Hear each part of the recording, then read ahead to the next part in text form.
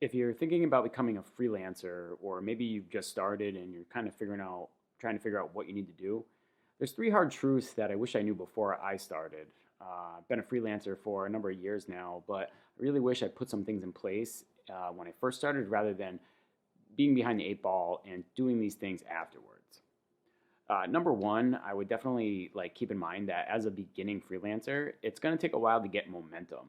So basically, you have to be able to be patient, number one. So make sure that you don't have any monetary goals that are needed right away because it's going to take a little while to build up that momentum in your business. So if you have a job right now, don't leave your job just yet.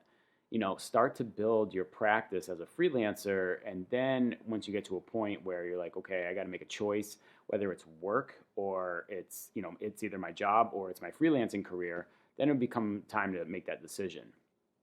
Now, one of the things to go along with that is like because it takes so long to gain momentum, I would definitely take advantage of all the multiple different sites for freelancers that are out there. Sites like Fiverr, Upwork, Freelancer. And there's actually a lot more that are popping up these days that you can actually build your profile on and go and start freelancing. And like I said, it's going to take a little while, right? You don't have any sales yet, so nobody knows you. So it's going to take a little while. And after each sale that you get and each review that you get, your business starts to build up, and then you start to really gain some momentum. So in each review that is like the number one thing that I would do is like make sure that I spread out all my marketing, right? And you want to use the free marketing resource of these freelancing sites because like they're doing all the heavy lifting. They're out there spending money on on their ad campaigns, bringing customers to the freelancing site, and they're doing all the advertising, so you don't have to do the advertising.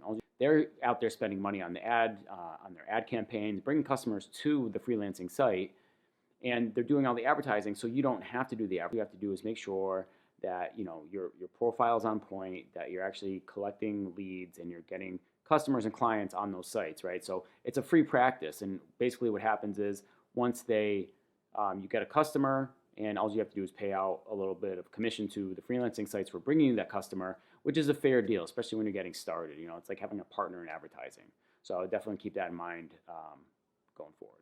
And then also, keep in mind that you should also be building out on your social profiles that you are a freelancer and that you're offering services, and you should be posting about that regularly to let people know that that's what you're doing, that's who you are. So maybe they don't want anything from you right now, but maybe down the road they're like, oh, I remember Johnny or I remember Susie was a freelance writer or graphic design artist or whatever the case may be for you. Make sure you're using your social profiles for that. LinkedIn is turning out to be a really good spot for freelancers to get business. So build your LinkedIn profile. All right, tip number two, for beginners here is, set a goal. Like, when do you want to start freelancing, or when do you want to go full-time freelancing, or mainly like how many customers do you want to have by when? So, in 30 days, do you want to have 5 customers? Do you want to have 10 customers? And at what price point? So really think about these things, set that goal, and your goal should drive your marketing activity. All those freelancing platforms that I had mentioned earlier, you can get on there and actually like self-market yourself. You can reach out to people. They have plenty of programs within there where you can actually like bid on jobs. On LinkedIn, you can reach out to people. On Facebook, you can reach out to people. Instagram. I mean, set your goal and then that should drive all your activity as far as marketing yourself. And then like you might be like, oh, I really don't know how to market myself right now, Nick. But here's the truth. Like you're gonna have to learn, right? You're gonna have to learn how to market yourself. And maybe this should be the number two tip is like you need to learn marketing. You have to learn to market yourself as a freelancer, as a business owner.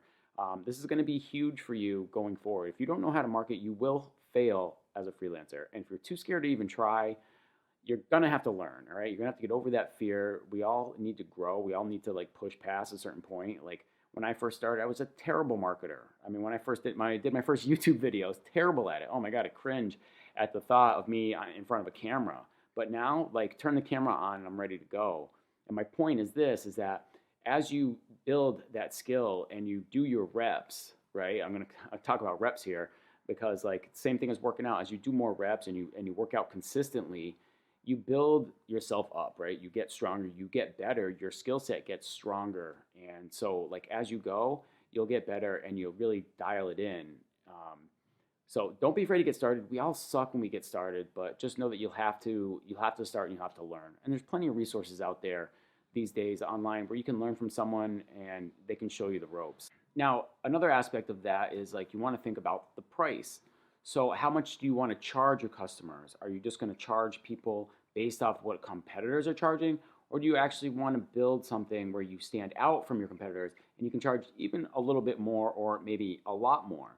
Now, something that I do on my profile, like on Fiverr, I'm on Fiverr.